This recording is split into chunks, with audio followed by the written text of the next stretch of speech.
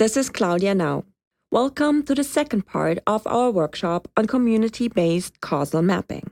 In this section, we will build the actual causal loop diagram with our stakeholders. As before, we begin by preparing the room for our workshop. You will need a flip chart if your whiteboard is not big enough. It needs to be big enough to show the causal loop diagram, the variables that we elicited in the previous workshop, and some notes. You will also need markers. We have already transferred the variables that we derived in the last session onto the flip chart. If you have a big whiteboard, you can move them to one side.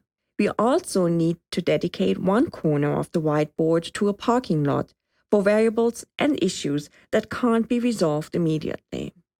In order to build a causal loop diagram, we need a facilitator who also has experience in modeling. Alternatively, we can have one facilitator and one modeler. The facilitator or modeler stands next to the whiteboard because he or she will be writing on the whiteboard. We will also have a recorder sitting in the back or at the side of the room. He or she will be taking detailed notes of the discussion. Once all stakeholders are seated, we welcome them again. We begin our modeling session by reminding the group of the problem variable, profit from healthy food options. We write the problem variable in the middle of the whiteboard. It's a good idea to underline the problem variable so it will be more visible in the final causal loop diagram. Next, we remind stakeholders of the list of variables that we have identified earlier. Now we begin the model building. The facilitator begins with asking participants to identify a variable from the list that causes profit to change. Mr. Oliver, one of the store owners, suggests to add demand for healthy foods and link it to profit.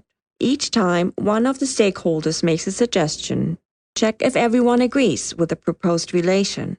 If everyone agrees, continue. Next, we ask how stakeholders want the arrow to point.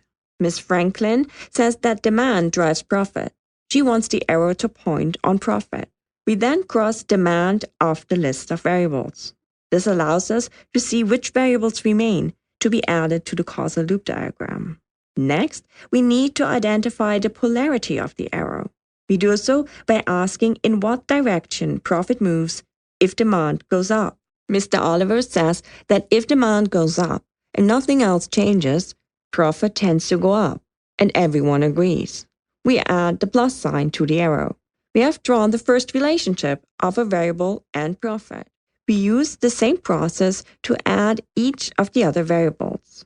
So let's go over the steps of the sequence again. We ask stakeholders to choose a variable. We verify with everyone at the table that they agree. Then we ask for the direction of the relationship. And finally, we ask about the polarity of the relationship. There are variables that do not have a direct relationship with profit, which is our problem variable. Have a look, for example, at sales price of healthy options or purchase of healthy options at scale. Be careful to look for logical chains that connect several variables. These connections often form a feedback loop. Let's have a look. You see that demand, profit, costs, and sales price form a logic chain, but they do not form a feedback loop. There are two arrows that are going into profit, but none is going out of profit. We cannot go from profit to cost to close the loop.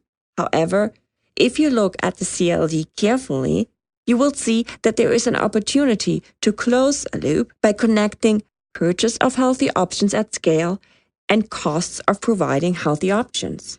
If you see a potentially open loop, such as this, ask your stakeholders if closing the loop by connecting purchase at scale and costs makes sense to them. Once the loop is closed, work through the logic of the loop again with your stakeholders to make sure that you got the logic right. This is important. Each time you close a loop, pay attention to highlighting its effect on the problem variable. Point out the feedback effect that purchase at scale has on profit, for example. We continue building our causal loop diagram. But what happens if stakeholders disagree with each other? Mr. Fairmount, the business expert, suggests that Increasing sales prices might increase profit because the marginal profit of each unit sold increases. But the marketing expert, Ms. Wakefield, argues that the arrow could also point the other way, because increasing profit could allow lowering sales prices and increasing demand further. Ms. Franklin, however, says that in her experience, there is no room for increasing prices, because at current prices, demand is already very low in her store, and increasing prices further would lower demand even more. Mr. Oliver agrees with Ms. Franklin, and he is skeptical of being able to lower prices too. He says his profit margins are too small for lowering prices. If there is no easy solution after prompting your stakeholders for clarification, park the issue in the temporary parking lot for now, and assure your stakeholders that you will get back to the parked issues at the end of the session. If stakeholders bring up new variables, check if others agree. Mr. Douglas, our third store owner, brings up an issue he didn't think of before. He says for him, high costs of healthy foods is not just about buying at scale, but also having to go buy fresh food repeatedly or having to go to different places to get healthy food. All this requires additional planning and extra trips. It increases his costs of providing healthy options. Mr. Oliver and Ms. Franklin agree. In our example, it is easy to add the new variable. If it is difficult to integrate the new idea at the current state of your CLD, ask your stakeholders if they're okay with parking the new variable for later. After you have integrated all variables from the variable list in your causal loop diagram, check the feedback loops with your stakeholders one more time. Now is the time to return to your parked issues. We ask our stakeholders again what they think about the link of sales price and profit in their stores. After some discussion, our stakeholders agree that the effect of sales price and profit depends on other factors that might vary by store or product, such as the sensitivity of demand to price changes, the quantity of items sold, and the profit margin of each product. We decide to leave the arrow out, but will mention the discussion in detail in the final material.